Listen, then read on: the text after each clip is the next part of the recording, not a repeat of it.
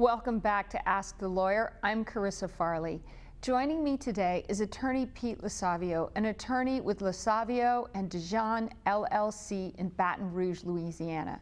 Mr. Losavio's practice is limited to asset protection, life care planning and estate and tax planning, and long-term care. He's admitted to practice by the United States Court of Appeals for Veterans Claims. So we were just talking about why you don't want to wait until you get sick, that there's a 60-month period. Why is that 60 months important? Medicaid looks back, the Department of Health and Hospital looks back over that 60 months, and if they determine that you made any transfers that would give rise to a period of ineligibility, then they will impose that period of ineligibility. And that period of ineligibility is determined by taking the value of the gift and dividing by $4,000, which is the divestiture penalty. $4,000 is the average cost of care in the state of Louisiana. So for example, if you made a gift of $40,000, it would disqualify you for 10 months. If you made a gift of $80,000, you take 80,000 divided by 4, it would disqualify you for 20 months, and so on. Well, I'm a little bit confused because I had, you hear different bits and pieces of information. I had heard that you can give away $13,000 per year, although I'm seeing from your visual, $13,000 isn't going to get you far, but at the time it sounded like a good idea. Well, a lot of people confuse that because again, there's different rules for different areas of law. The $13,000 has to do with the gift tax, the federal gift tax exclusion. There is no exemption for Medicaid purposes. So if you gave away $13,000, you don't pay any federal gift tax. But that $13,000 would cause you to become, if it was within the 60 months, that $13,000 would cause you to become ineligible for 3 1/4 months. Because you take the $13,000 divided by 4, 4 times 3 is 12, and you have 1 left over. 1 over 4 is a quarter. So it'd be 3 1/4 months that you would be ineligible to receive government benefits and that you would have to private pay. This is a real danger for people that maybe say like grandma's going to pay for grandchild's education, or gives to her church, or gives to her children. And she could be perfectly healthy when she did that. And then later, who knows what's going to happen to them in 60 months, because we don't know what God has in store for us. Well, then it kind of sounds like simple gift giving isn't a good Medicaid planning strategy. Gift giving works if you do it 60 months in advance and you know you're going to stay healthy. Okay, this gets complicated. What if you or your spouse is already in a nursing home? Well, there are most people don't realize this, but there are strategies that you can utilize to protect your life savings. It's never too late to protect your life savings. The only time that it's too late to protect your life savings is when you've already spent the money. Once you've spent the money, myself or anybody else can't recover it for you. But if you go seek advice before you spend it all, we can help you save whatever you have left, because there are different strategies that are available, such as annuities, work well with a married couple. We have life insurance. There's exempt transfers. There are a whole arsenal of different techniques that we can use to protect a single person or married couple's life savings. And again, when I went to see my attorney, who's a good friend, he didn't mention any of this. He just did a will, a durable power of attorney, a physician's directive, and set up a living trust. So this is something that you really have to talk to somebody who specializes in this? Yeah. Well, the attorney that you went to see did an excellent job of doing estate planning, because all the documents that you mentioned are what's typically used for estate planning. What we've been talking about is not estate planning. We've been talking about life care planning, Medicaid planning, and Medicaid crisis planning. Entirely, it's like what's good maybe when those documents were prepared is not good today, because that person has become ill and needs long-term care. So now that we've kind of run over this, I'm looking at this, the last remaining assets, the car and the house. Do we need to do something to protect the house? Well, a lot of people don't do anything to protect the house, and that's a mistake. And I explained to you why that's a mistake. The Medicaid recipient is in the nursing home, has $38 a month.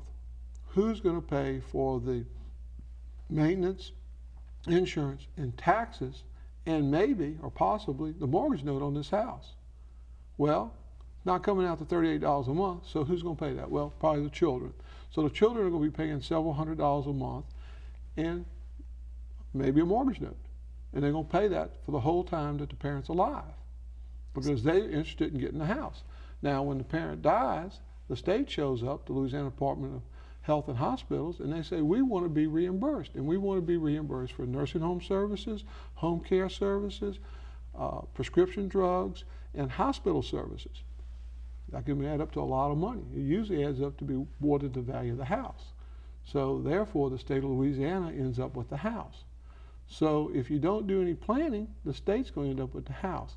Now, there are strategies that we can utilize to protect the house, such as mortgages, reverse mortgages, or certain transfers of the house are exempt from making a person ineligible for Medicaid. So you need to consult with somebody who can look over the various strategies and determine which one's right to protect the home. So the revocable living trust that I had set up thinking that's used for asset protection, I wasn't thinking right, was I? No, common misconception. Revocable living trust, or living trust, as people refer to them, are good for avoiding probate. That's their primary purpose. They're of no benefit for asset protection and can actually be harmful for Medicaid purposes because they're still available resource. The person hasn't moved that asset out of their estate. So when they become ill, the state of Louisiana is going to say, you still have that asset. And if you put the house into the revocable living trust, they're going to make you take the house out of the revocable living trust, or if you leave it in the revocable living trust, you're not going to qualify for Medicaid. So if this wasn't complicated and difficult enough, tell me about long-term care. A lot of times children will take their parents into the house to take care of them in the home. What are some of the mistakes that people make in doing that? Basically, they make three mistakes. One is they do not consider the potential liability of having that caregiver in a home. Secondly, they don't consider the tax consequences of paying that caregiver. And third, they don't do any planning to considering down the road qualifying for government benefits. A lot of times, too, people will hire somebody, like a sitter, to take care of a parent. Are there mistakes that are made when that's done as well? Yes, Carissa, that's what I was talking about. When the person is hired, they have a tendency to treat them as independent contractors and not as employees. So they're treating this person as an independent contractor. Now, they don't withhold on that person. So they're not paying the Social Security, they're not paying the, not withholding the taxes. Now, that person probably is an employee. Now, if that person's an employee, what's the consequences? Well, the IRS is going to say that they are liable for the employer and employee share of the Social Security tax, and also the income taxes that they've failed to withhold. So that can be a potentially large liability, but that's not the largest liability. The largest liability could arise when that caregiver is lifting the parent into the bed or taking the parent out of the bed or putting them into a wheelchair and hurts their back. Say they rupture a disc. Now, we all know, or people that are in the personal injury area know, that a ruptured disc can be several millions of dollars. Now, there's two things. The state of Louisiana says that if you have an employee, it's a criminal offense not to have them covered with workman's comp. You've been treating that person as an independent contractor, so you don't have workman's comp insurance on them. So, and your homeowner's insurance probably doesn't give you any coverage. So now you may be looking at a very, very large liability that could wipe you out financially.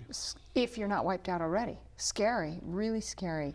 So what you're telling us is that most people are failing to plan for government benefits, and that's what has to happen? Well, That's the third thing that they don't do. They don't plan for government benefits. And by this is, we all love our parents, or if you take your parent into your home, quite obviously you have some love and affection for them. And you're doing this because you love them. However, the Department of Health and Hospitals allows the parent to pay you for that care. And if you're not doing that, then you're making a gift to the state of Louisiana every day that you do not seek that payment. Because why? Well, parent stays in the home, say they have a $50,000 and you're taking care of them and they keep their $50,000 and all of a sudden they have to go in the nursing home. That $50,000 has to be spent down. They could have been paying you $7,000 or $10,000 a month to take care of them while you were taking care of them in their home or your home. So what you've done is you've made a gift to the state. Thank you so much for coming on the show today. If you need someone who understands the puzzle of putting together all the different programs and issues that you or your parents are faced with, you need an expert in elder law. Losavio and DeJean has the knowledge and credentials to simplify these difficult times for you. They've prepared a brochure for you on the 7 common mistakes people make when applying for government benefits, and a brochure on applying for Veterans Affairs benefits. Please call their offices for free copies of the brochures at 225-769-4200 or visit their website at www.losaviodejean.com. That's it for this edition of Ask the Lawyer. I'm Carissa Farley, and we'll see you next time.